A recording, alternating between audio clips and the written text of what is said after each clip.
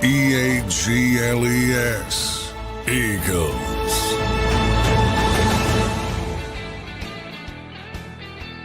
And welcome in, everybody, to a Wednesday edition of Birds 365 here on JAKIB Sports. I'm your host, Zander Krause. That's my co-host, Johnny Mac, John McMullen, brought to you live today by the great people at Fritz Bianculli Law firm. Johnny Mac, how you doing on this Wednesday morning, my friend? Oh, man, John, 3 straight days of a muted start. John, you're muted. No, 3 straight. 3 straight. I mean, I'm not muting. Something's going on. Yeah, something's going on. 3 straight. That's a trend. That's too much happening. I mean, my mic's plugged in. I didn't mute, so I didn't mute myself. I don't know what's going on. Is it? I guess when I start the intro, maybe I don't know. I don't know what's going on there, John. Your first thoughts though here on the Wednesday. Yeah, well, now it doesn't feel it. I was just remarking about the combine. I know. Getting it close. Like you got into it too. Yeah, getting close. Well, I mean, the combine is what it is. I saw Schefter was on some show yesterday pointing out that the medicals are the most important thing, which I'm glad he did it because he has such a big platform. And maybe some people will start to listen. He was talking about how a lot of coaches, not a lot, but there's a few, Sean McVay most notably, don't even go anymore. They just send the medical staff. And there's becoming more and more like that. Obviously, Nick Sirianni and Howie Roseman went and did their talk. So it's good that the people got to see them talk a little bit about what they talked about last week at the I gotta make sure I get it right. Jefferson Health Training Complex, which was a much more in-depth discussion about what's going on and about plans for free agency and things like that. But got to see a little bit of a Cliff's Notes version of that. So that was good that people got to see it. They wanted to see it. And yeah, how he's explained, got a lot of good players. Your goal number one is to retain them, retention. So, and it's going to be hard to do that. So temper down. It's hashtag no season, Zander. Hashtag no. Hashtag no season's coming, John. It's coming full steam ahead, my friend. We will see what ends up happening. There was some things to at least take from it in terms of, specificity. They did talk a little bit about tight end and stuff like that. So, I saw some people, John, with their takeaway that they think that Goddard might come back after listening to Howie and Nick and seeing the latest. Where are you on the Dallas Goddard stuff, and what did you make of their comments about him yesterday and the tight end position really as a whole? Oh, well, I mean, you'd love to have him back, I would think, because you have to rebuild the whole room if you don't get him back. So at least you have that, and you can maybe, if you're able to get Dallas Goedert back, maybe you can cobble together the backup situation a little bit better for what Shawn Mannion wants. So you got to get a blocker in here. A lot of people have looked at Fitzpatrick from Green Bay. For obvious reasons. Maybe you build up. It's easier to build up the backups than it is to get the number one guy. So I think it's all about market. Complicated by his age, 31 going on 32. But if they could get him back at something close or even less, imagine that because of age. The NFL is a tough business, man. You take a $4 million pay cut. You're making $10 million last year. You get 13 touchdowns, and you got to take less money the next year. I know. And that that seems to be where some of the optimism comes back. The money's just not going to be there for him. So, I mean, it really is dependent on the market because if somebody gives him 2 years at starter money, he's probably gone. And I would still lean towards it's more likely he's gone than back because I think somebody will value those 13 touchdowns. And not only that, he's been a very good player for a very long time, but had the injuries and which limited things at times. But I think everybody knows how good a player he is. It's just dirty is a dirty word in the NFL. I say it all the time. No doubt about it. It really is a dirty word. John, another comment that caught my attention. You tell me what you think of it. I'm sure people will think I'm going too negative with it, but it's just what I think about it, especially after talking to you every day. So here's a comment from Nick Sirianni on Jalen Hurts in the new scheme. He says, he's shown that he can do all these things. What's awesome about Jalen is he's shown he can do a lot of things really well. The great thing about great players is they can usually fit to any scheme. Now, I have no problem with the comment and the compliment of Jalen Hurts. In fact, I think it's true, and I appreciate the compliment for Jalen. The great thing about great players is they can usually fit to any scheme. Well, we had Doug Peterson on our show yesterday, and he said, again, you got to see the game through the eyes of the quarterback, and that's where it starts. And that comment to me makes me think, yeah, they're not putting this scheme around Jalen Hurts anymore. They are making him fit to a different scheme as opposed to tailoring it around the player. Am I reading that wrong, John? I don't think you're reading it wrong, but I think you're reading it wrong for the wrong reason, if that makes sense. Like I don't think like this is completely and antithetical from what Nick has preached for years, and I always say the Larry Karras story. Right. Like you build around your players, not the opposite. And yeah, I get the feeling that they're building around the scheme, which I think is a mistake. And I'm not the first one to say that. It's a cliche for a reason. If you're hiring a scheme, you're doing it wrong. I didn't make up that cliche in the NFL. When Nick tells that story about Larry, and that's why at the onset of this, I find it very hard to believe that he wanted to go in this direction. Now, since that time, he keeps pressing it. Maybe, he thinks the league has caught up to his offense and what they've done, not his offense because he's shifted, but what they've done with this offense. And maybe really, really believes that. I haven't gotten a beat on that yet, but it's certainly a 180 from what he typically preaches. And this idea that great players can fit in any scheme. Well, yeah, there's certain guys, top of the line. Yeah, they can. I agree with that, but that doesn't make it the right decision. That's no, it doesn't make the right. But even the top of the line, you still build around what they do best, right? Even first ballot Hall of Famers. You don't. So yeah, I thought it was a strange way to go,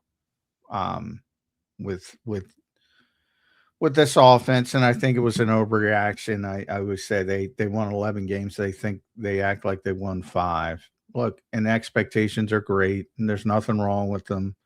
And yeah, I get it was ugly, but man, I think the fix is get healthy on the offensive line. If that's not positive, then you got to turn over. Then you got to build the offensive line back. If you want to go in this direction, just in general, I think you got to start turning over the personnel. And I'm not talking about just the quarterback. I'm talking you got to get a more patient running back. I'm talking you got to get a bit more athletic, maybe a little bit less power-based on the offensive line. You need a manufacturer touch guy. You need a yards after catch guy receiver. You got to start shifting the personnel. So yeah, I think right now it's like in the middle of that. I think ultimately that's what will happen if they really want to go in this direction. But I don't think they have enough patience to take a step back to take 2 steps forward. So I don't have a lot of optimism, to be honest. I mean, I don't think they have the patience to do this. Yeah. I just don't. I've seen no evidence of it. And where are you on? You think they're going to do this to what level? Because when it first happened, I remember you cautioning and saying, "Man, this they're doing it because of what the changes that they've made, but I have a hard time believing they're going to do it to this level. And you've kind of teetered on that, John, just because, and I get why, where you're like, really, after listening to Nick all these years, he's going to now do this. Well, after listening to him this week, after having your 40-minute conversation with him last week, where are you on that now? Well, I've explained. I mean, they're in off-season mode, so they're 100% all in on this. But again, it's off-season mode. It's easy to be off-season mode when nobody's on the field. Yeah, right. And you don't see what it looks like. Yep. You have these visions in your head. Well, we'll do this and we'll do this, and then you get on the field and you go, ooh. We got to win the game. It's exactly what Doug Peterson was on the National Football Show yesterday. Shout out to Dan Silly, a great interview. Everybody should go and listen to it on the channel. But he precisely said, John, what you always say about coaches. He said, when you get in that game, you got to win the game. You got to figure out a way to win the football game. That's what matters. We're paid to win games. And a lot of things go out the window when you're trying to win a football game. Well, yeah, Doug's one of the people that have told me that over the year. I mean, and Nick has as well. So, I mean, I mean, the off season is like a whole different thing. It's a whole different animal, and we've been through it before with Kellen Moore. And again, once it got into the guts of the season, they looked very familiar to what they had been before. Because Kellen Moore is, in my opinion, is a good coach, and he morphed around what he had and what he thought the best way was. Excuse me, the best way was to win games, and it turned out to be the correct way. So,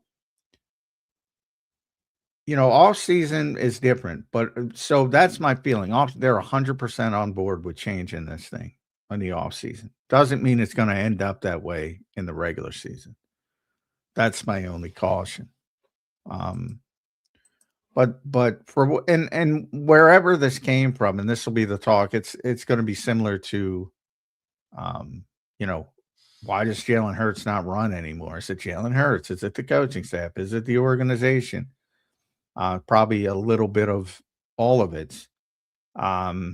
And this will be a wider version of that. Well, who decided on this? Was it the organization? Was it the coaching staff? Was it Howie Roseman? It's probably a little bit of everything. But, I will say Nick has been triangulated. And by that, I mean, like this is branded as his baby. And his coaching staff and his hires. And it is, by the way, I can't stand that. Of all the narratives around the Philadelphia Eagles and how he got it, and how he's getting it again, it's like everybody thinks Howie hires the coaches. Everybody. Well, he's starting to really push back on that. He fucking doesn't. Yeah. He fucking doesn't. I don't care who you heard it from. I don't care. He doesn't. I mean, but people refuse. I heard it on the radio. Well, Howie doesn't. Jeffrey, though. Well, Jeffrey can steer things in it as I point in any direction he wants. That's what I think people should know. Not that. Well, then that's fine. I don't push back as much on Jeffrey Lurie, but with Howie, I push back, and there was a great back and forth where he's like, during the Jefferson Health training complex during Boy, that's tough to say compared I know during his little back and forth with us, which was 40 minutes and very valuable, I would say, and we got a lot out of it. So Howie, if you're listening, continue to do that. But that's what he did that in Indy. He said this. Howie Roseman joked about the perception that he and Lurie control Sirianni. Hold the strings like during the games. Am I in his ear? He said. Yeah, that's exactly. It's like, how's this work? And by the way, if he was a Super Bowl winning, he said, if I was a Super Bowl winning GM and a head coach, believe me, I'd be bragging about it. It's like, he doesn't do nearly as much when it comes to the on-field stuff as people think. He doesn't hire the coaches. Now, in the past, I will say, when you don't have a coach, he gets more involved. Obviously, when they fired Doug Peterson, for instance, well, you're hiring a head coach. He's more involved. But when you hire the head coach, you got to let him do it. That's not like how I described it as, Howie's been around for a long time now, and he knows everybody in the league. So, if you think about Nick's first coaching staff, and he had a relationship with Shane Steichen, relationship with Jason Michael, relationship with, so many different guys that were his guys. There were some positions that, he wasn't allowed to take from Indianapolis or somewhere in the past. And Nick went out and got him candidates because he knows everybody. Like Brian Johnson was a candidate that Howie found as quarterbacks coach, but Nick interviewed him and Nick hired him. So, that's his responsibilities to sort of gather up candidates if they need them. And then Nick does the interview. So that's how it works. And then there's I remember with Vic, because he's the one who contacted Vic first, which he's known Vic for years, and everybody was on board with Vic. So that's not even, a skipping point. Everybody, Jeffrey, Nick, everybody wanted Vic. So yeah, that's one of the craziest narratives. And it really, really pushed back on it. I mean, really pushed back on it. It's like, how would that even work? Which, if you think about it logically, how would it work? So, I mean, don't get me wrong. The guy's got a ton of power. Obviously, he's closest. I always point out this another thing that I don't care how many people tell you differently. The flow chart, Nick does not report to Howie Roseman. He reports to Jeffrey Lurie directly, and same vice versa. That's how the Eagles have it set up. Doesn't mean it'll be that way forever. But when push comes to shove, obviously Howie's closer to Jeffrey than anybody. Right, which could create a little bit of triangulation or whatever you want to call it. Well, there is triangulation from the standpoint of, the Eagles know that this is Nick's staff. So if it doesn't work, yeah, I mean, Nick's on the.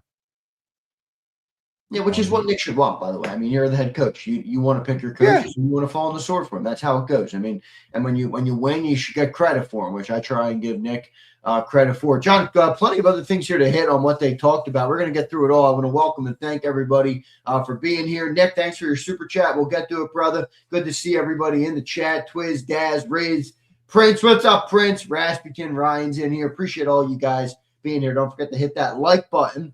All right, a lot of things happening here in the NFL offseason. John, a couple things I want to that I think are important here is Stoutland. We'll talk about that real quick. And then the Mannion hire and the Shanahan McVay scheme Sirianni got asked about. So those are where I want to go next. Let's start with Stoutland real quick. Just a quick comment because I feel like we've hit this enough. But you mentioned a second ago that personnel turnover, if you're trying to run this scheme, and you even pointed out specifically the offensive line where maybe you need more athleticism. Maybe you need a different style of offensive line as opposed to the ground and pound mauler type of guys. Well, here's the quote from Howie when it comes to offensive line after the departure of Stoutland and potentially changing to a new scheme. He said, will there be a little bit more emphasis on movement and athleticism? Maybe a click, maybe. So Howie has that kind of tone, John, where he is almost sarcastic with everything a little bit, which I kind of think is funny. But that's what he had to say about that. What's your takeaway? Yeah. Well, yeah. The moment he said it, being in the room, I said, maybe a click means yes, there will be a change. Exactly. Yep. And there should be. That's what good GMs do. You build around the people you have, the coaching staff, and you don't want to hand them players that don't fit their particular schemes. So you try to fight to get those players. Now, it's the coaching staff's responsibility to take advantage of the players they do have, while Howie gets them the players they maybe are better fits. So that's their job. But yeah, the moment he said that in the room, I said, oh, yeah, there it is, confirmation.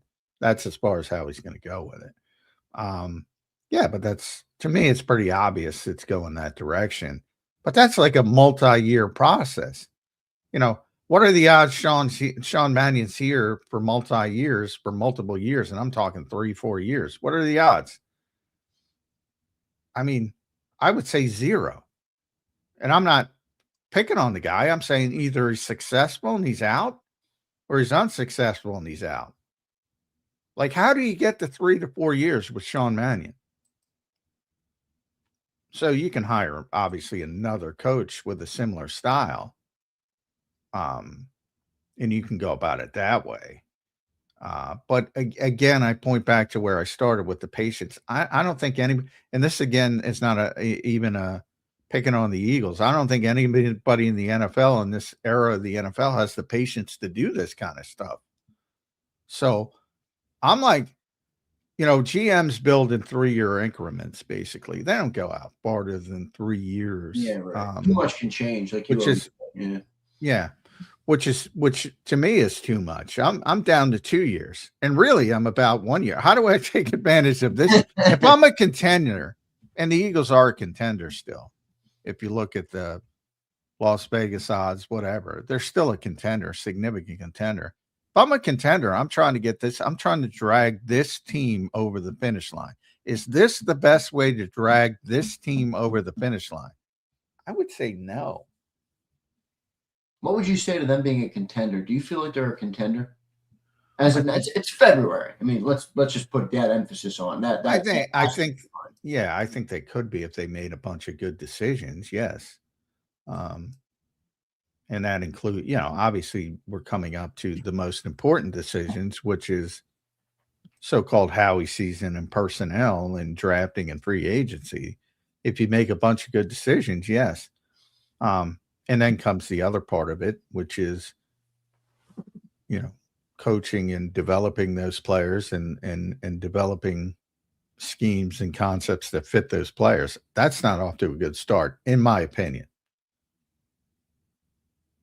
We'll see what ends up happening there. John, Nick answered about the Shawn Mannion hire. We talked about this already extensively on the show, but I will hit just what Nick had to say yesterday. Basically, Nick, you can tell they do hear the outside noise. I mean, Nick's one of the first things he said was basically addressing the fact that he doesn't have play calling experience. So Nick said, I went into it I'd like for somebody to have some of the experience that's done this. Obviously, Shawn has not had experience calling the plays. That, to me, was secondary. Like, we got into it, and that kind of changed. I'm like, no, this is the best guy for the job. So, sounds like Nick convincing himself that it's not a big deal. Well, I mean, they wanted Mike McDaniel, and he didn't want to come here. And they wanted Brian Daboll, and he decided to go somewhere else. And then they shifted gears. And then it became, well, let's just get the best guy from their perspective. And honestly, I mean, for what they're doing now, I see why they wanted Mike McDaniel. Because when it started, I'm like, why would they want Mike McDaniel? They don't do anything like Mike McDaniel. They don't.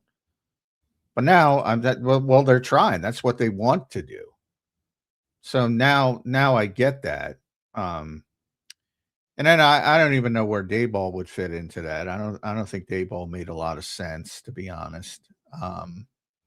So I wouldn't get too overworked about that. But yeah, those guys decided to go in different directions, and then they shifted gears. Very similar when Nick was hired as head coach. They had a couple names in mind. Didn't work out, and they shifted gears, and then it became, all right, who do we think is the best guy? And that worked, at least to this level, and it's a pretty good level if you're being honest with yourself. So it's not like Shawn can't work.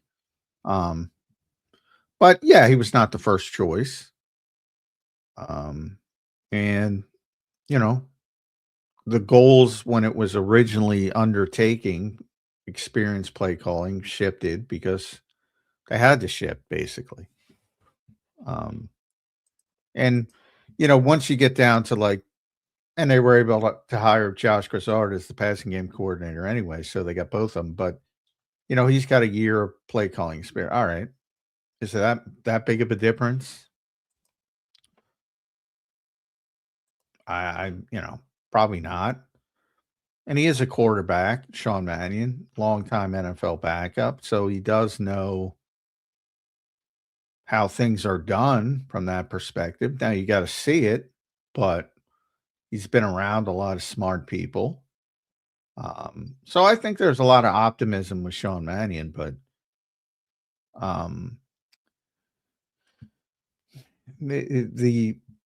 don't know if it's the best way to accentuate what you have in this moment. And again, I don't even have a problem with the mentality of taking a step back to take two steps forward. I don't have a problem with that at all. Yeah, but you just don't believe that they're patient enough to do that. No, absolutely not. Where's the evidence of it? If this guy's as good as you think he is, I think that's what you should do. I think, well, if this guy's that good, yeah, take a step back. Who cares? And Yeah, then I get think right the back problem in. with that comment, John, is even if he is as good as they think he is, I think that step back might be inevitable. I mean, he's never called a play in the NFL. There's going to be growing pains. There's going to be learning pains. There's going to be those things. Will they have the patience to see it through to the end? You would hope so. I already heard some people talk. Well, at least you have Grizzard, so you can change in season. Oh gosh, they're already giving you the off ramp. I mean, my lord, it is a tough world today. With the impatience of people, and even tougher, I would say, in Philadelphia. Even tougher. We will say, John. Nick had asked about the Sean McVay Shanahan scheme, which I thought was an interesting question, and he said this. It was in the forefront of my mind to say I'm interested in this, but I didn't necessarily say I have to have this.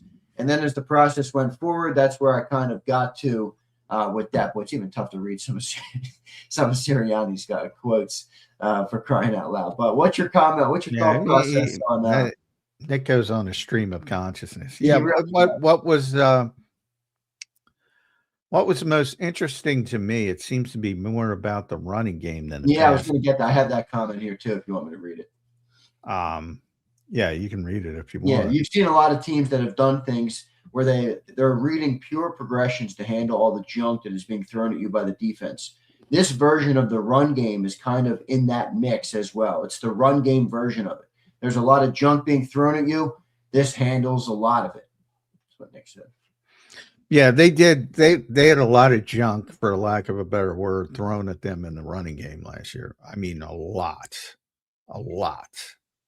And they didn't handle it well. And I think that's where this all, now that I've gotten further clarification, I think this all has to do, the perception is this is all about the passing game. I think it's about the running game because that's the strength of the team. And look, they're somewhat limited from a passing perspective. We all know the reasons, whether, I don't want to go down that route today because we have shows where we can talk about that for 2 hours. But I think the perception around the league, the perception for everybody is this about getting the passing game up to the speed where people think it should be because of the talent they have. I think it's about the running game because they were built on the run, not only when they won the Super Bowl, but really since 2021. They've had a top 5, top 10 running game at worst, and obviously a historic running game when they won the Super Bowl. So it's not like it's about getting back to the historic version, but you've got to get back to that top 5, top 10 at worst rushing offense. And if you don't do that, you're not going to have a good offense because you don't have a high volume thrower. And that's not picking on Jalen Hurts. That's just the reality of the situation. And by the way, it's hard for anybody to just win consistently with no running game. But the Eagles, the key to their entire success during this era has been the effectiveness of the running game. And they need to get back to that point. And they got so much junk thrown at them in the running game, run blitzes, negative plays. How many negative plays do we have? We always talk about it. And then all of a sudden they're behind the sticks. That's all Kevin Patullo talked about last year. That's all he talked about. And I know people don't want to hear that name, but that was the problem. All the negative plays. And there's some, false starts, there's penalties, but throw the penalties out of it. It's mainly the running game. And that put them behind the sticks too often. And that's what Nick was talking about with all the junk that was thrown at them.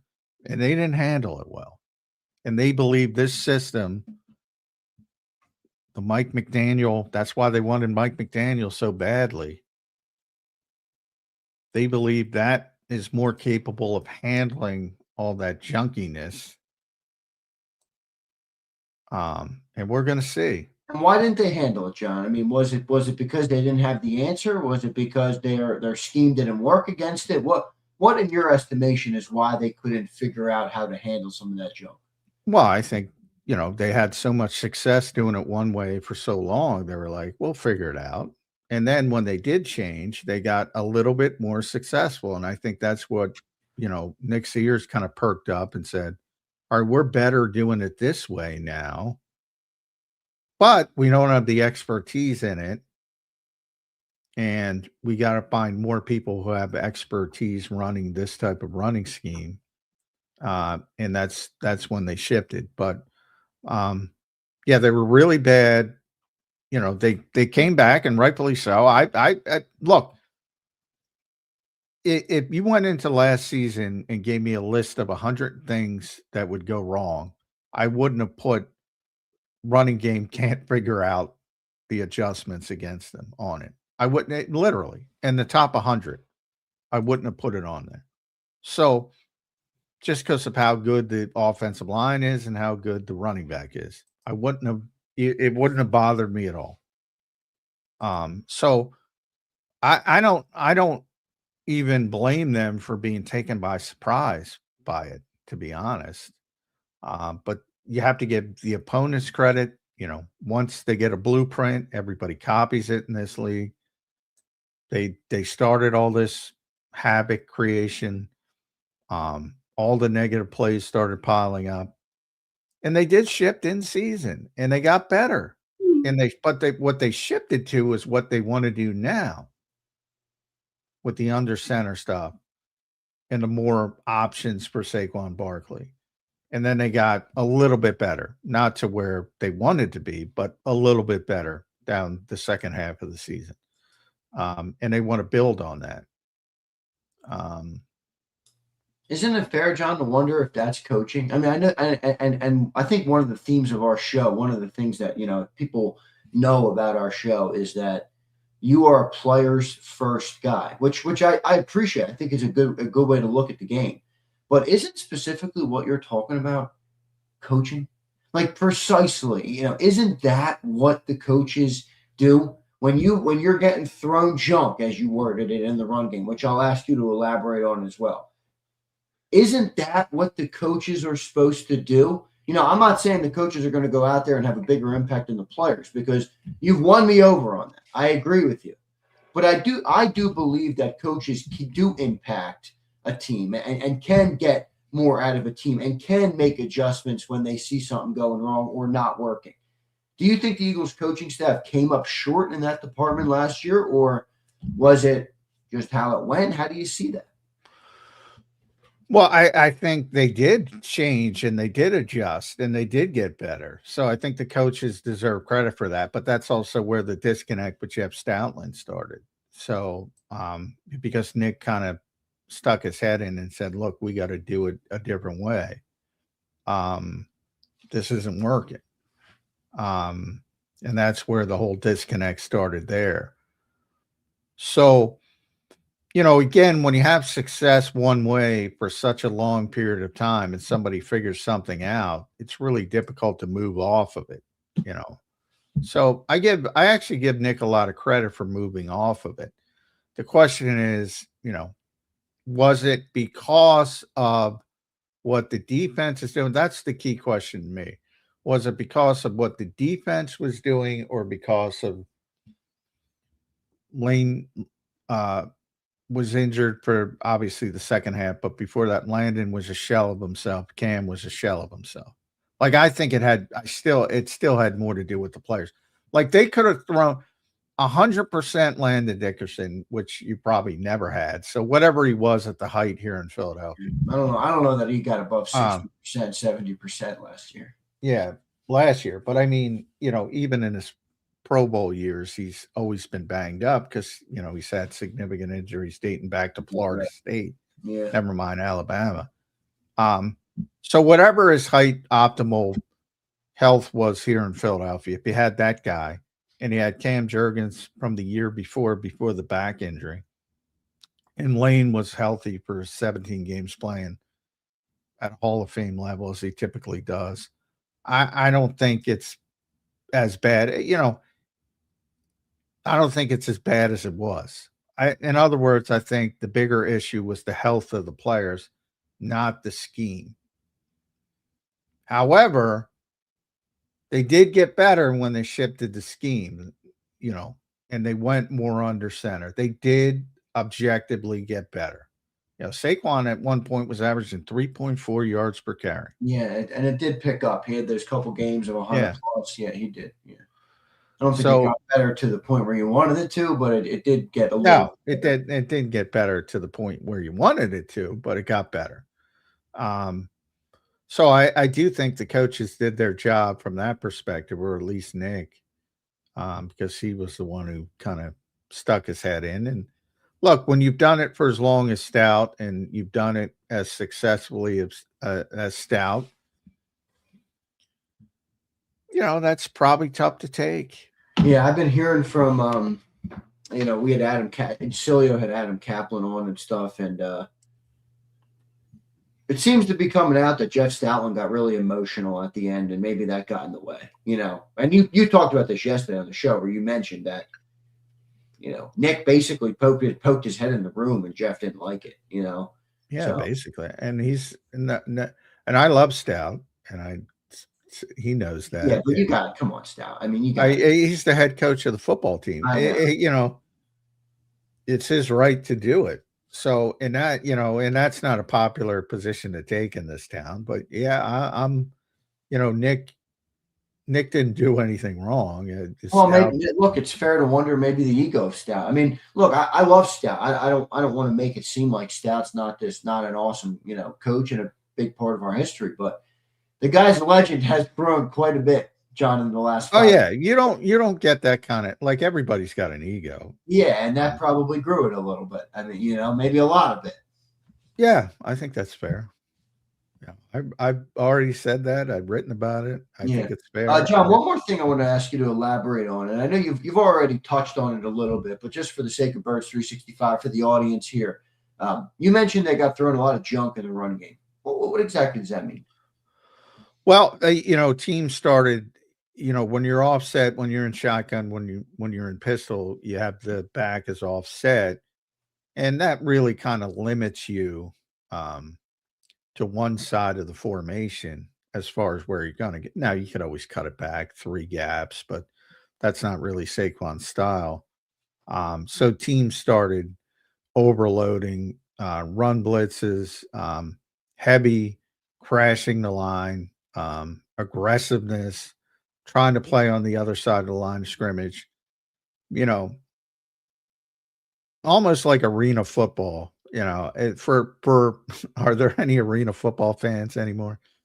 When the Philadelphia Soul were a thing, I had to cover the Philadelphia Souls sometimes, and what remarked me about arena football was that, it was an offensively, obviously laden game. And the whole goal of the defense was to get one negative play and one drive and stop one drive. And that would ship because you would score a touchdown, would go touchdown, stop, touchdown. And then you have the advantage. That I'm not going to say the NFL is like that, but with these Havoc defensive coordinators, as I like to call them, that's what they're started to do. They're like, but it's not stop, it's negative play. Get a negative play. And that really puts throw off the entire game plan for the offense, right? And it really puts the offense into a difficult position if you get one negative play. Now, in the NFL, a lot of teams can overcome that at times, but not consistently. Well, especially for a team that's run-based, John. It's even harder, even harder to do it when you're a run-based team. I mean, you can say what you want about Jalen. Not many quarterbacks are going to thrive when you're living in 3rd and 12. No, nobody does. Even nobody thrives, and that's the whole point. Right. The odds shift to the defense if you get that one negative play in the drive. So that was the whole mindset. And they got a bunch of them. And you do have to give credit to the defenses for doing a good job with that. But that's what Nick was talking about. They didn't do a good job picking up that junk. And that's what they do in the passing game as well. And that's why he said, that's why you go from reading coverages. That was the great Kirk Cousins conversation that nobody explained it better than Kirk, to my knowledge. That's great. Yep. Where he's like, they give you so much junk with the disguise coverages. You got to wait post snap to see what coverage they're in. And obviously that's difficult. Whereas if you just take it down to pure progression, all right, here's the primary option, secondary, third option. Is he open? No. All right. I got to go to 2. I got to go to 3, etc. Nobody really gets to 4 or 5, but etc. So it simplifies it. Pure progression simplifies it. That's what they're trying to do here with the running game and counteracting these run blitzes and these heavy looks and these heavy fronts. Same thing. You got to handle it better, and they didn't handle it well. Good stuff there, Johnny Mac. Great opening segment here. I want to welcome and thank everybody in here. Bird Gang Girl, I see you. My bad on that. So she says she wants to order a JAKIB Bleeding Green shirt. I just migrated, Bird Gang Girl, the website, because I'm getting off Shopify. It cost me $80 a month, and I got a free host. I'm like, let me get off Shopify. So I'm migrating the website. It'll be up and give me like another, I'm in the car today, so not today, but maybe another day I'll get it up for you, Bird Gang Girl. Appreciate all you guys being here. Don't forget to hit that like button. Don't forget to subscribe to the channel. A couple more comments, guys, we got to get to today. That's the focus of the show. Wednesday, we normally have Mike Gill and Brandon Lee Goutland. Both are caught up today. We are not going to be able to talk to either of them. And then I have somewhere to be. So we might have to duck out of here just a little early. So I appreciate all you guys being here. Don't forget to hit that. We got Ed Kratz tomorrow, though. Get ready. Let's go. We got Eddie K, special Ed Kratz tomorrow. Looking forward to talking to Ed Kratz. John, a couple other comments that we got to talk about is the defensive line. We talked a little bit about Phillips at the open. D-line, Davis and Ajomo entering the final year. The rookie deal, Carter and Smith eligible for their extensions. Howie talked about it. What did you make of it? I can read a quote here from Howie. Everything that we're trying to do here is build sustained success. You've got to draft well, and then hopefully you're re-signing and extending your own players, and you're sprinkling on top additions. We have a lot of good players here that are going to come up this year, next year, and we're going to try and keep as many as we can, understanding that there's probably not a scenario where every single one of them can stay here. So there's an off-ramp for some of these players, but also an on-ramp that they're going to sign some of these guys. What's your comment? What's the John McMullen view of that comment from Howie Roseman? Going to pump up Earth 365. You already knew that if you listen to this show. So listen to the show is my advice. But, I mean, that's their drafts. We talked about yesterday with Jeff Kerr. Their drafts have been unbelievable. basically dating back to 2021. 20, I'd go back to 20 because that's when they got Jalen Hurts, but that was also the Jalen Reagor draft, so you can't factor that in. Yeah, they've been unbelievable. And now you have some of these guys, and you just mentioned some of those names. Like, Moro Jomo's turned into at worst, because he's a pass rusher, a $15 million That's exactly player. what I was going to say. 15 mil. Yep. And Jordan Davis you get him a little bit cheaper because he's a run stopper, but he's a $15 million player. Jalen Carter, $30 million. But again, there's some complications because of the shoulders and the persistent pain. Nolan Smith, 15, again, similar. Jalix Hunt down the road. I mean, they got to pay and we're not even getting to the secondary with Quinyon Mitchell, Cooper DeJean. And then you start talking about Nakobe Dean, and like, how is Nakobe Dean going to be back? How? I wish he'd be back, but I just can't see it. And then the market will determine Reed Blankenship. Like, you have to pay so many players. And I didn't even get to Jalen Phillips. Yeah. Cost of drafting well.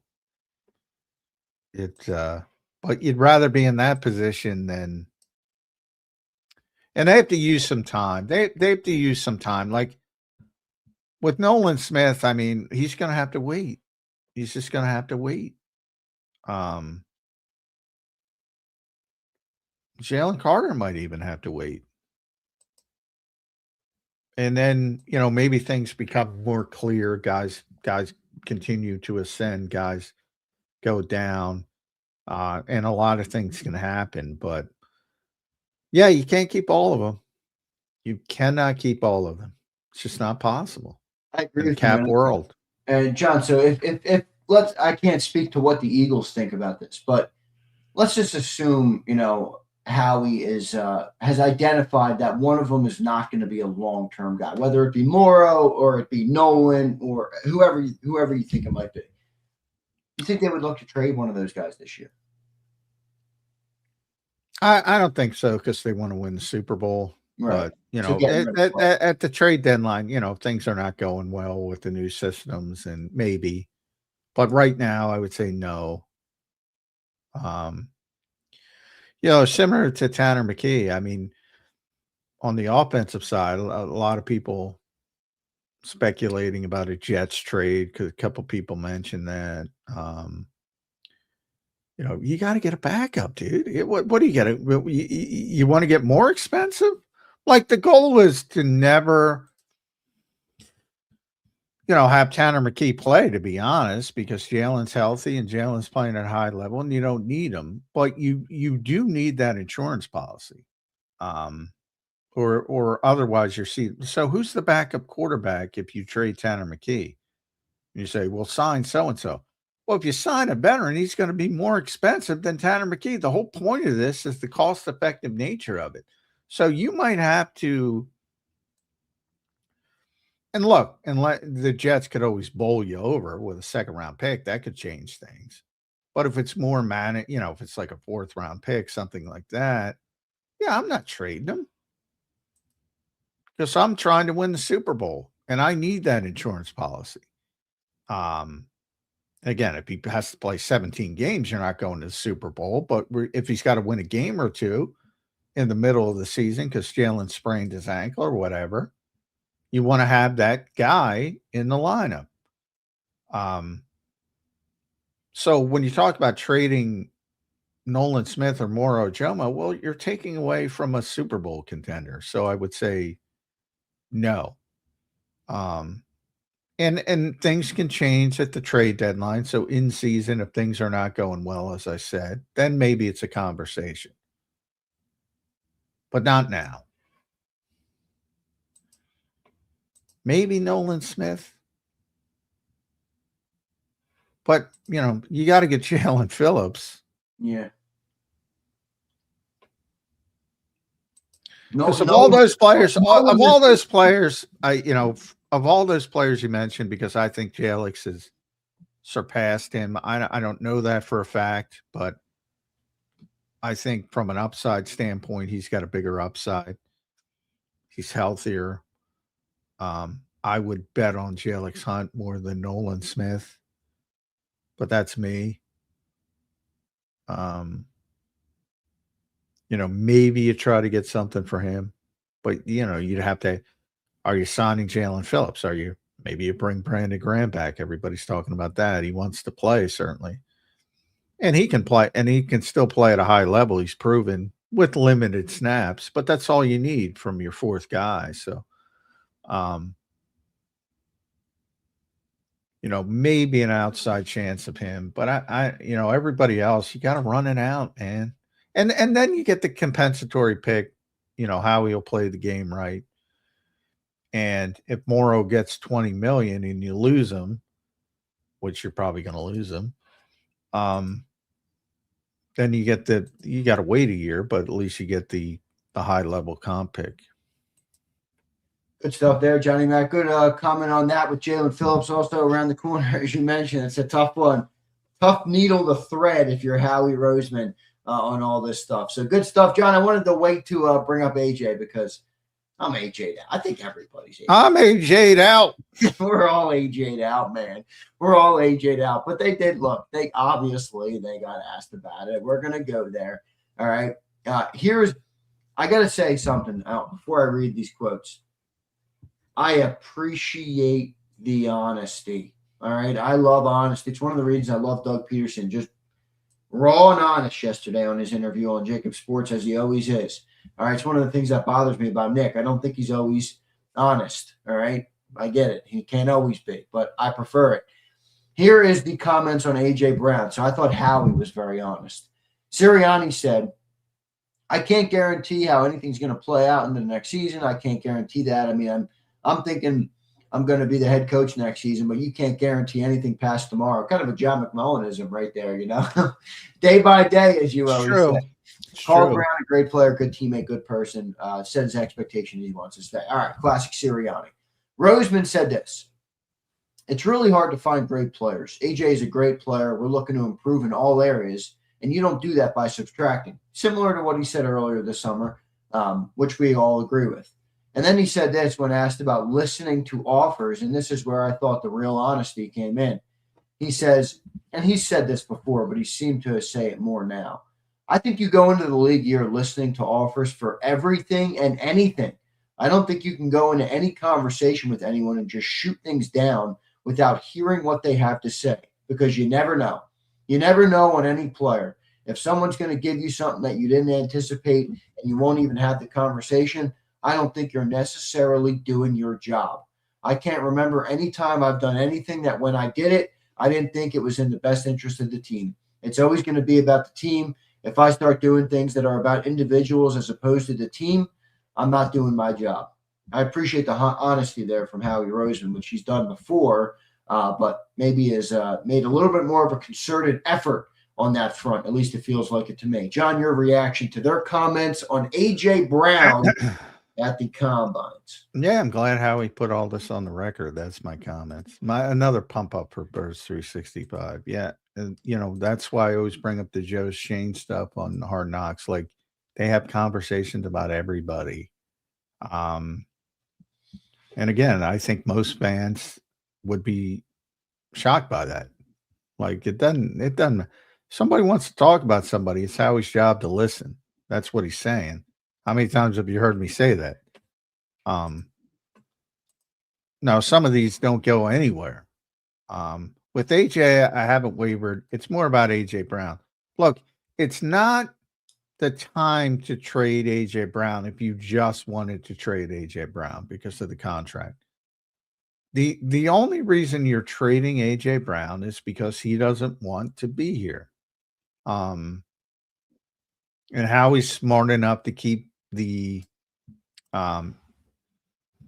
interest level up. He's not going to say, well, I'm trading him. He's got to go, because then you're going to get lowballed. And one thing we've also learned about Howie over the years, you look at it with Zach Ertz, he will hold on to the players. If he does not get the value he wants, he will hold on. And it might go all the way to the trade deadline. But ultimately, look, if AJ, has bought into Shawn Mannion, has bought into the new scheme, he's going to be here. Because this is not the time to trade him. Right. But if he doesn't, go back to the Tomlin quote I've been saying all week. You don't want hostages. You want volunteers. And I think you saw, not that it's trying to, because AJ's not that type of person. He's not trying to blow up anything. He's just frustrated, and that's how he responds to frustration. Yeah, but I think it's fair to call for AJ Brown to be a little bit more emotionally mature.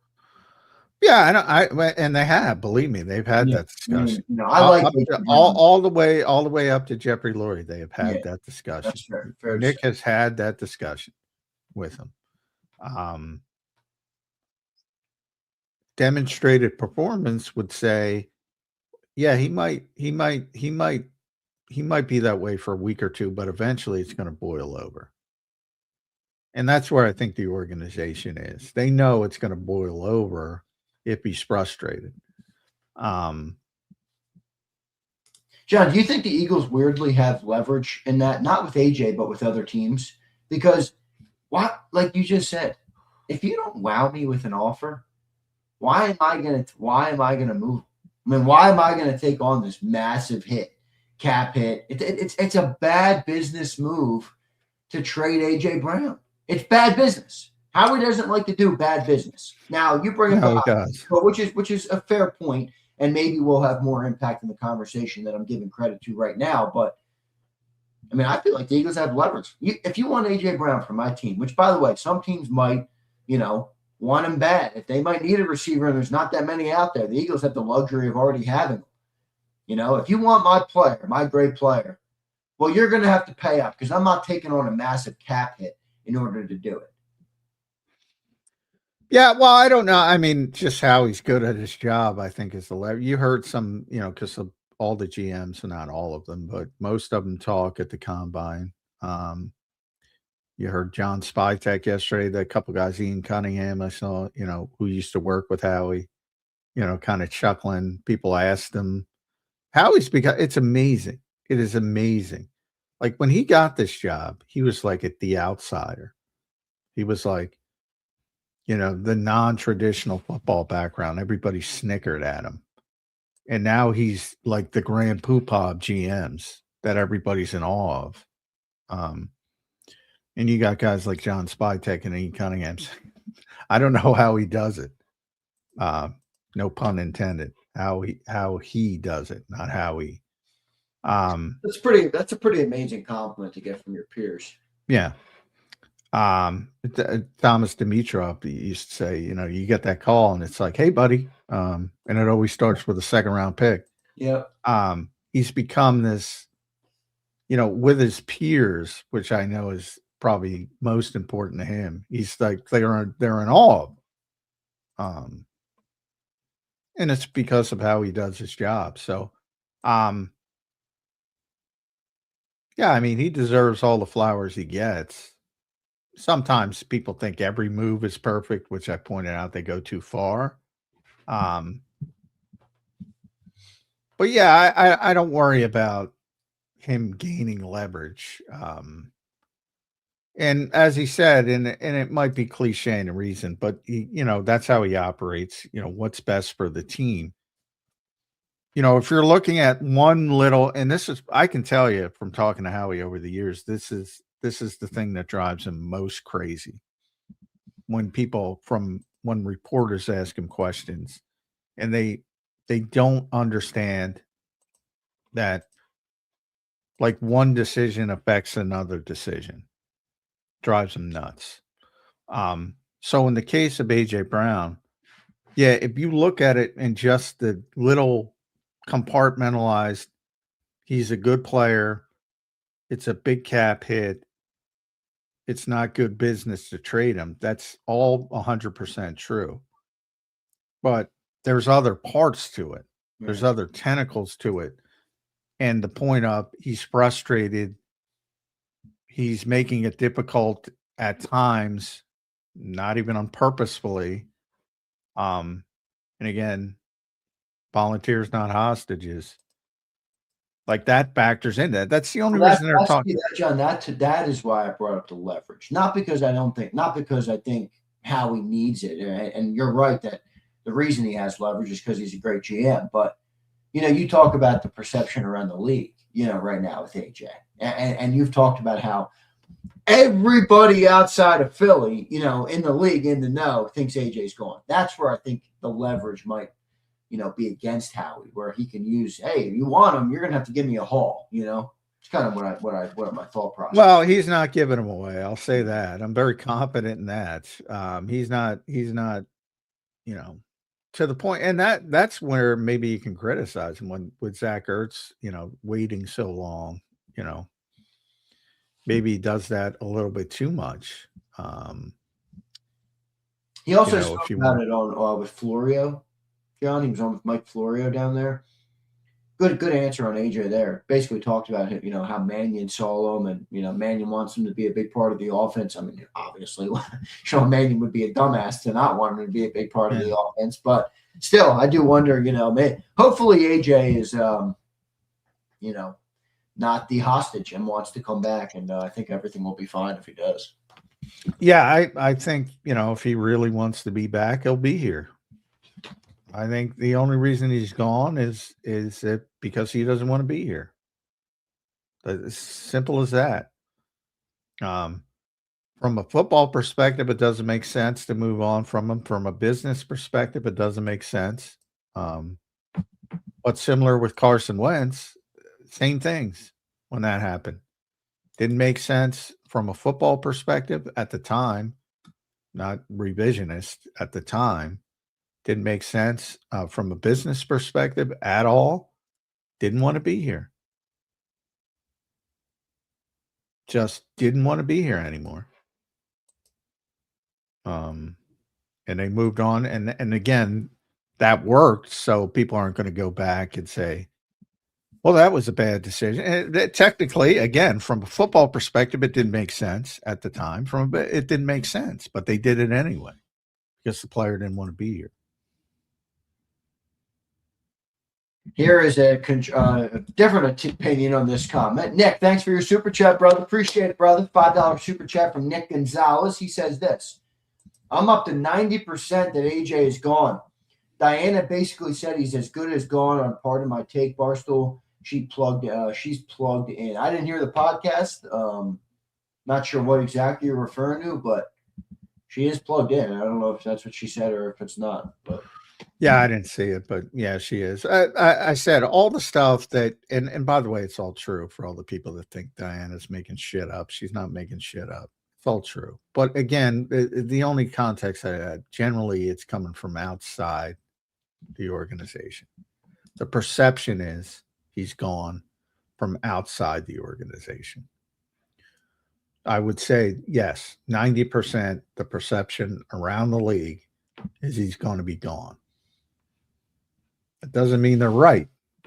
They're basing that on typical NFL history. When these types of things prop up, and that's why they think, and that's why the Sharks are circling, and that's why they're going to pick up the phone, and Howie's going to pick up his phone because that's his job. So when he heard all that bullshit, what did I tell you during Super Bowl weekend? Whoever said that on the pregame show, the 17-hour pregame show. Oh, the Eagles haven't talked about trading A.J. Brown. You don't talk about trading anybody over Super Bowl weekend. Why would they? This is where it starts, the combine. And people will be calling, and Howie will pick up the phone, as he admitted he will pick up the phone. Where's the JMac meter? 5347. Does it remain or has it shifted? No, 53-47 out.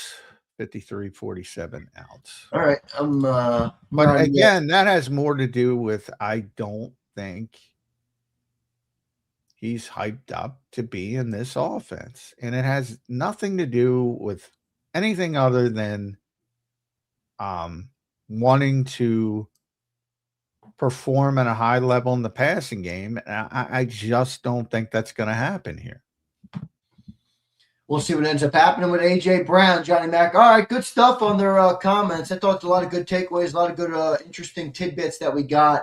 I thought pretty relevant questions for the most part. And obviously, you guys got certainly some good stuff from your off-the-record conversation that you had with them last week. I know it was on the record. That's important. Well, on the record, but there were parts off the record. Public. I mean, not public for public consumption. That's more what I meant. Sorry. There were off the record parts that I'm not allowed to talk about, but the vast majority why it was so valuable is the vast majority was on the record, and it was very valuable. And by the way, I think again, if Howie's listening, it enables you to get your messaging out there, what you're trying to do, other than, people, I've already seen, people take the baton in every single direction. Like, just everybody wants every big name. I mean, that's the nature of it. The big name trap that Joe Banner talked about. Tyreek Hill. Get inside Tyreek Hill. Mike Evans is out in Tampa. Go get Mike Evans. I mean, my whole thought process, if you're going to lose A.J. Brown, you better get somebody who can play. Don't pull a Tennessee Titans on me and draft Treylon Burks and expect to replace A.J. Brown. It's not going to work. If you get the right guy, you got to get the right guy. But the whole point of it, if you're going to move on and you're going to take that dead cap hit, you're really going to take on more significant money. Well, that's why trading A.J. Brown doesn't really make a whole lot of sense from a business perspective. But again, it's not just one thing. Not just one thing. Good stuff. Appreciate everybody being here today. Nick, good super chat, brother. Good stuff. Hit that like button for us. Some good comments from the Eagles. John, we only have a little bit of time left today. I know people normally we go to 10. We're going to get out of here a little early today. I got to get on the road. I got like a 12-hour drive, folks. I'm not looking forward to that. I'm going to be on the road. I got to text Sills to deal with the afternoon show. I will do that after this. John, you mentioned I just lost my train of thought. Oh, you mentioned that the Eagles have obviously the whole offseason out in front of them. And I said, do you think they're going to be a contender, basically? And you said to me, well, if they make some good decisions, and you've spoken on it before. What exactly, to you, in your opinion, would be the good decisions, John, for them this summer to put themselves in a position to be contenders going into the 2026 football season?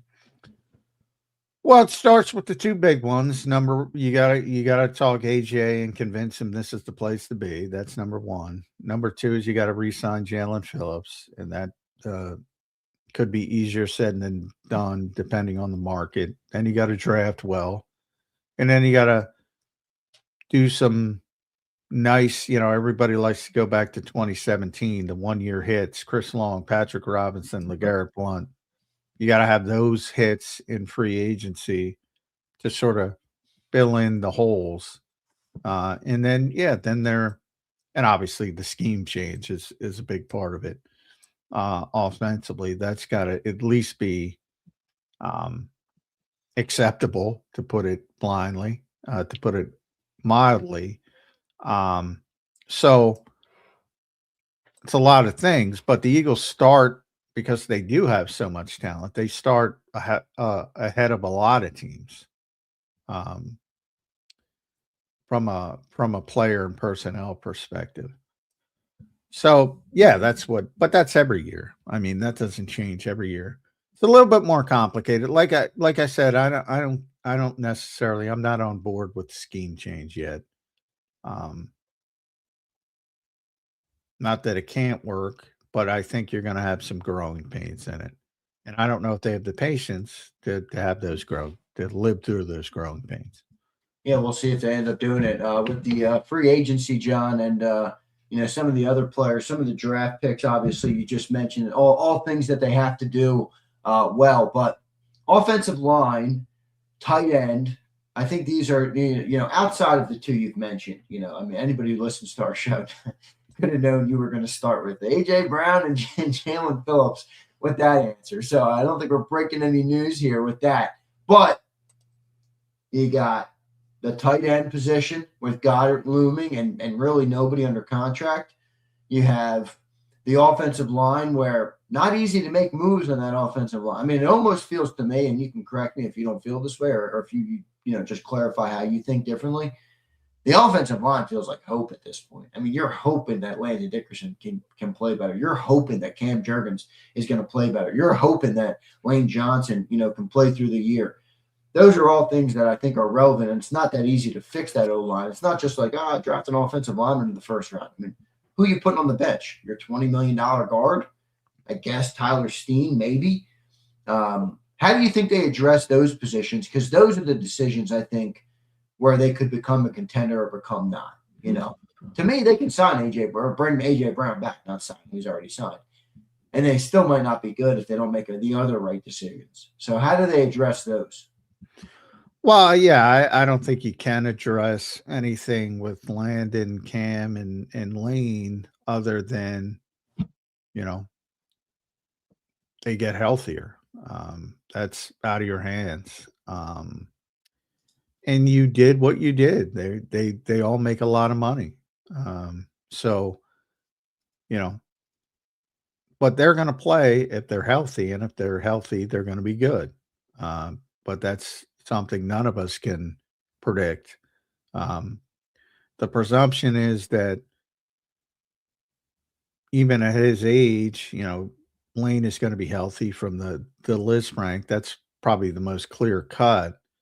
And then Cam, we've talked about a lot, going down to Medellin, getting some stem cell stuff. And then Landon, thinking about retirement, going to come back.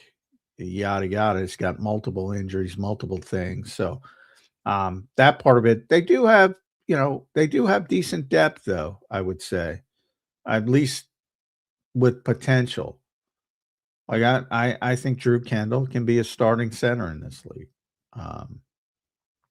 And this is where Chris Cooper's got to come in and take the baton. And Cam Williams, look, I've said from day one, if Cam Williams stayed in school, he'd probably be at worst a second-round pick in this draft. So if you can imagine he had a big year at Texas, he might have been a first-round pick. That's the kind of talent he has. And Miles Hinton as well. Willie Lampkin. I know a lot of people are excited about Willie Lampkin. They have a lot of young pieces of clay that we got used to Jeff Stoutland developing. Now it's got to be Chris Cooper. If you need Drew Kendall to step in for Cam Jurgens, if you need Cam Williams to step in for Lane Johnson, if you need Miles Hinton or Holland Pierce or somebody like that to step in for Landon Dickerson, it's probably not going to look great early. But I do think they have some pieces to work with. And I just mentioned five young players. Not all five are going to hit. That's not realistic. But maybe one or two does. And then, first round of the draft, 23 overall, they might take an offensive lineman. That's one of the top potential ways they go. And all of a sudden you have a guy with big time talent, And I think, is that Caden Proctor or is that Blake Miller? Like now I think it might be Blake Miller. Well, John, Caden is athletic. He's just huge. So I don't know about guard, Yeah, he's athletic for his size, but his size is huge, as you pointed out. Like Landon's athletic for his size. Yeah, Caden's more like Mailata, dude. No, I get it. Well, all right. Well, Alabama, I get it. Crazy. Real quick though, it used to drive me crazy because I talk to you every day, and you're like, "Fucking, I hate gimmick plays." And now I'm starting to sound like McMullen. I'm watching these gimmick plays. I'm like, "Why are we doing that?" But they would put Caden Proctor, John, in the flat at Alabama, and throw him a ball in the red zone to try and get him into the end zone. Like he's that type of athlete. He's definitely got some big boy athleticism. Yeah, well, I think later, so. I won't go farther than Jordan Mailata and Lane Johnson, who are. I mean, Lane Johnson might be the most athletic right tackle of all time. Yeah, well, tough to compare. But he's still more. But he's still more. And Jordan Mailata is incredibly. Everybody goes back to his rugby highlights and why don't you give him the football? And that kind of. Remember, people used to say that early in his career. Yeah, I haven't heard that much anymore. Still, they're not this style. They're not the Alex Gibbs style offensive lineman, where you want more 310 pounds who can just run. So, and Nick kind of said, well, good players will fit in all schemes. Not kind of, that's what he said. I mean, they draft the way they do for a reason. The people that play that scheme. So I do think, and Howie, like I said, it basically confirmed it. Maybe a click is what he said, which means, yeah, we're going to change. So, and that's why I'm not saying Caden Proctor's not a good player. I think if Jeff Stoutland was still here in the old system, right, I would have said Caden Proctor, 23.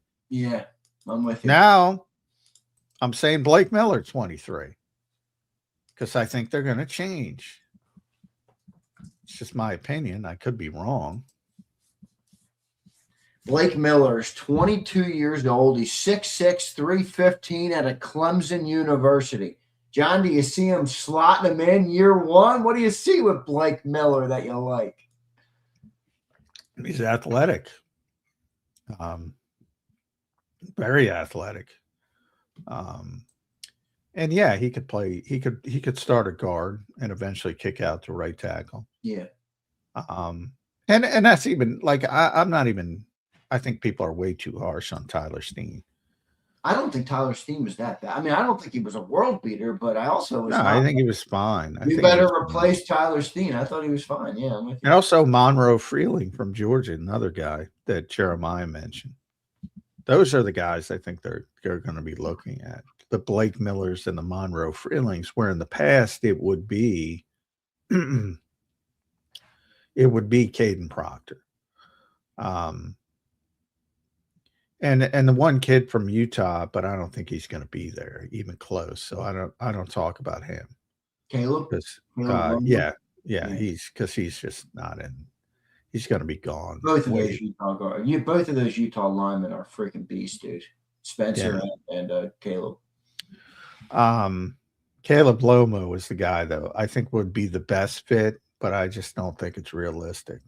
Or maybe it's fine. I get them mixed up. It's Fano and Lomo. No, Fano's the guy who's going to go in the top. Fano's the guy, then. I'm mixing them up. So Fano's the guy. But I think he's top 10. Wait, so you think Fano's the better fit? So, yeah, then there's really no chance because Fano's going to go. Yeah. He's going to go top. He might go top 7. And I think you're right. I think both of them will be gone before 23. Yeah. Caleb, I was thinking Caleb, not because of the fit. I mean, you might be right about the fit. The reason I was thinking Caleb is because I think he's going to fall a little bit more, maybe the 15 to 20 range. Yeah. And they might go up and get some. I mean, they might go up, you talk about trading A.J. Brown. Everybody's saying, well, you get a second-round pick. Maybe they trade up from 23 to 8 to get Spencer Fano. Ooh. Maybe that's something. What do they have to do to make that deal? Are they going to ask a team to take on some of the dead cap? Can you do that? You can do that, right? No, not the dead cap. Not the dead cap. Dead cap's dead cap. You can adjust, the money from but the dead money is yours to keep till death do you part. Well, what can they take? Can they take on some of the contract or something? They got to be something they can do. Well, they would be taking on the rest of the contract. What could they do to my point is, what could they do to alleviate the Eagles' financial burden if they moved on? No, they can't. From the dead, that dead cap is their responsibility, and that's where it's good to have Jeffrey Lurie because he's willing to do it. Yeah, and He has to. It's also why, though, in order for Howie's style of GMing to work, you got to make good decisions and you got to get the right players. Now, credit to him, he normally does and he has, But yeah, but a lot of that's the thing. Like a lot of shit happens, and AJ, like nobody's going to say AJ's a misevaluation, but you're in the position you're in. True. Nobody's going to say Landon Dickerson's a misevaluation, but you're in the position you're in because you went extension. Same thing with Cam Jurgens. Not a misevaluation, but he got hurt. And you got this, you signed the extension. A lot of things can happen in this league. Could they renegotiate his contract if they did, think, okay, well, all right, AJ, you don't want to be here, and AJ makes that clear to them, which I don't know. Could they try and renegotiate before a trade? Yeah, they can do some things to make it easier to trade, but again, the dead money is not going to change for the Eagles. That part of it doesn't change.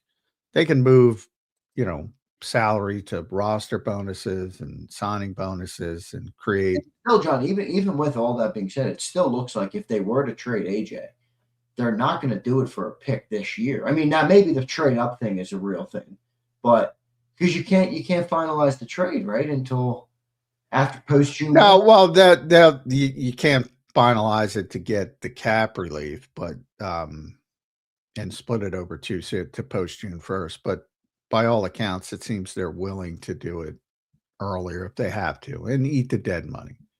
So if you're willing to eat the dead money in April, then you could use it to move up in the draft, right? Which I think is the more likely scenario than waiting, because when you wait to June 1st, remember, like everybody's already spent their money.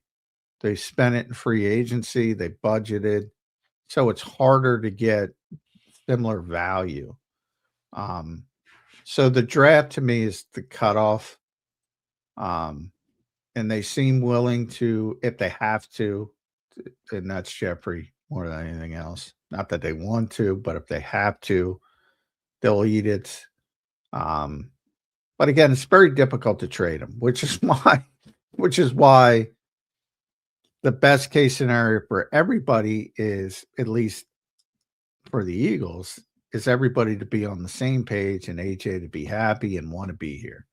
I don't know if that's possible, but that's the best case scenario. We'll see what ends up happening. John, one other thing I wanted to mention here on the show, I read this on Philly Voice about the compensatory pick game. This is something that's always kind of a part of it. How much do you think the Eagles try and play that game this year? Well, I think if they lose Jalen Phillips, they're going to play the game. Like, they're not going to sign a big-time player because they'll want a third-round pick for Jalen Phillips. Because Jalen Phillips is going to sign a contract that is worth a third-round compensatory pick. Similar to this year with Milton Williams, they're getting a third-round compensatory pick. So if you lose somebody at that level, you're not going to sign somebody at that level because you want the pick. They might trade, from that, but they won't sign somebody at that level because then you're giving up the compensatory pick. But other than that, when you talk about market value of Dallas Goedert, Reed Blankenship, it might work out that way. You probably be. And again, there's only, for people that don't know, there's only 32 of these things. So basically it's the 32 top contracts. And if they're in the 10 million range, you'd figure they'd be in there. Certainly in this year's free agency class, which is kind of shitty. Yeah. So if you talk they're not going to be much of a player, I don't think. I mean, I'm sure you heard the quote from Howie. I mean, Yeah, believe which me. Again, you've already said here on Birds 365, but they're not. I mean, there's just not. And remember, they don't want to lose Nakobe Dean. They don't want to lose Jalen Phillips. They don't want to lose Reed Blankenship. if He they did do, he did kind of sneak in though an added year to the maintenance offseason. Now, did you hear that?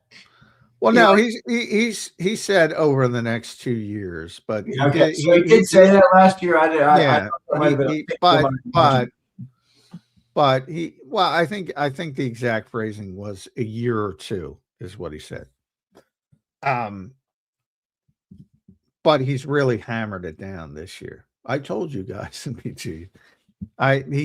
He wasn't as emphatic last year. But again, I don't even think like he, I don't even think he knew that Moro Jomo would turn into what Moro did last year, or Jalix Hunt would play at the level Jalix Hunt played last year. Like, there's more guys than even he expected that he's got to deal with. All right. So, when you hit that much in the draft, it's a positive, but in that sense, it's like, ooh, we got to pay all these guys, which is not possible. So, I don't think he would never admit it, but I don't think he thought that way about Moro Jomo and Jalix Hunt coming into last season. Now he thinks that way about those guys.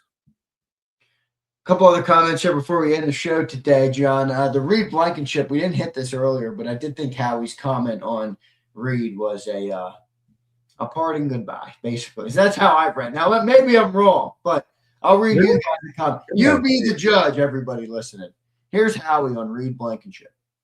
Really proud of Reed. Undrafted free agent, played in 2 Super Bowls, 4 years, 4 playoff appearances, was a captain this year for our team. Tremendous player, tremendous person. That to me is like a Reed. Thank really?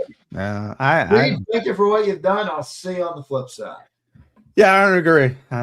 I think they want him back. I don't know if they can get him back again. They'll have a walkaway number. I think they value him. In fact, I know they value him. I know Vic does. Well, and again, Vic's not making decisions. It's Howie's decision. And if he gets to 12 million, he's gone. But the key to me is, the 10 million, I think, is not unrealistic. Anything above that, I think they'll bite the bullet. But remember, then they got to replace him. So again, it's like, well, the whole point of this is you can't spend a lot of money. And so you're not going to go out and sign a similar guy in free agency. So that means the draft, and that means you have a rookie playing with a second-year player. I don't, I guess you could piecemeal it with Marcus Epps on a 1-year deal. But again, is the goal to win the Super Bowl, or is the goal to just line up guys? We'll see. We'll see what they end up doing. All right, Johnny Mac. Any other takeaways we got to get here on a Wednesday edition of Birds 365? We like to say that our listeners are the most educated Eagle fans out there, and I don't want to leave them be uneducated today, John. Anything we missed that we got to get to? Maybe that should be it. I think the hit rate's pretty high. So listen to the show. There you go. Listen to the show. All right, good stuff. All right, John, we got to run, brother. I appreciate it. Jake Elliott. I should mention Jake Elliott. Okay, big vote of confidence for Jake Elliott. Which, Jake has not been good over the past 2 years, but he's so expensive for a kicker. They're going to go with him. Yeah, so let's gas him up because we made a hard decision paying $24 million, and he's delivered 2 shit seasons. I mean, he should not be the kicker next year, but. Now, well, if he didn't make the money he made, he would not be the kicker next year. But that's he was a second-team All-Pro in 2023. He's one of the best kickers in football. He fell off a cliff, John. I don't know what you want me to tell you. He did. No, you're right. You're right. I'm saying, but this league moves quickly. Yeah, moves quickly. That's what I was going to hit. Because I was writing about Jake yesterday after he said it. He made, and I know you got to go. I apologize. No, you're good. I think he was 16 of 18 for 50 yards from 22 and 23, something outrageous like that. And he was 5 of 15 over the past 2 years. like, fell off a cliff. You're right. Yeah. We'll see what ends up happening. All right, Johnny Mac, your final thoughts here on a Wednesday edition. Apologize for the brief, shorter show today. We'll be back live in the morning. John, your final thoughts here on a Wednesday edition post Howie and Nick comments, my friend. Retention off season. That's your goal. So maintenance has become retention, huh? Maintenance has become retention. All right, we'll see what ends up happening. Johnny Mac, great show, brother. I will talk to you tomorrow morning on a Thursday edition of Bird 365, and we got the legendary, great Ed Kratz, John. Yeah. Safe driving. It's a long drive, man. Yeah, take it slow. Yeah, a lot of snow out there. Yeah, I mean, what the heck, John? I woke up and there's more dusting. I'm like, you got to be. Tank was pissed off this morning, man. He was pissed off. My God, I believe it. Tank, I'm thinking of you, buddy. Tank, you'll get through it. All right, John, good show, man. I appreciate it. All right, thanks, brother. All right, see you. All right, thanks, Sean. There's Johnny Mac, John McMullen. Quick wrap up. I got one thing to say before I go here and get out of Dodge. I got one thing to do, and I want to do it here. Let me get it ready. All right. Now, quick disclosure for people, because sometimes people get upset with us when we are too profanity driven. All right. If you don't like profanity, that is perfectly fine. I would urge you to shut the show off. Hang it up. All right. Exit out. Goodbye. I need to rage about these criminal fucks. These criminal piece of shit fucks in the city of brotherly love. Okay? Fuck you. Fuck the PPA. And fuck that. It's criminal. It's a criminal operation, what they're doing on the streets of Philadelphia. I am dead serious. It is criminal what they're doing. You have major roads, Broad Street and Roosevelt Boulevard, where the flow of traffic is 15 miles an hour above the speed limit. And now they got cameras on every block. Listen to this shit. Listen to this bullshit. Let me pull it up and read to you the level of shit this is. 7,000 Old York, 6,500 North Broad, 5,700 North Broad, 4,900 North Broad, 4,100 North Broad, 3,300 North Broad, 2,500 North Broad, 1,700 North Broad, 800 North Broad, 100 North Broad, 100 South Broad, 1,200 South Broad, 2,200 South Broad, 2,800 South Broad, and 3,600 South Broad. That is every road on Broad Street that has a fucking camera on it, and they send you a $100 ticket. Wait, get a load of this. And then if you don't pay your $100 ticket in 29 days, okay, they hit you with this. They hit you with a boot and tow eligibility notice. A boot and tow. All right, you can see my marker, paid $224. So yes, I had to shell out $350 effing dollars last night to the bullshit PPA for driving like a snail down Broad Street, and I'm still getting passed by everybody and still getting tickets. What a fucking racket. By the way, for a city that's already taxing everybody to shit, they're not doing anything with the tax dollars to fix the city. They're not doing shit. What a piece of shit run city. Blind mind, you must have never been on Broad Street in your life. If you're going 33 miles an hour on Broad Street, that's not speeding, dude. 25 miles an hour for that road is, I've never seen anybody drive 25 miles an hour on Broad Street. I mean, fuck the PPA and fuck the city of Philadelphia for doing it. And by the way, it's not the cops. It's not the Philadelphia Police Department. It's not. Don't get it twisted. It's not the Philadelphia Police Department. It's not them. It's the city. It's the criminal city. The criminal crook politicians that have been corrupt for 50 years. Whatever we can do to defeat our citizens. How can we take more from the citizens? Pieces of shit. Yeah, that was me last night when I paid that damn $350 on 3 effing tickets. And then, by the way, I probably got more in the mail coming. Pieces of shit. All right? Pieces of shit. Seriously. All right. One more thing here. Guys, when I spoke to Krause last night, I think we had 8 or 9 left. So if you want to do the Savvy Seats home opener, guys, $100 gets you in the game. I mean, I'd like to say that you're paying to come and talk to me and hang out with me and eat the food at the tailgate. That's not it, all right? $100 gets you in the game.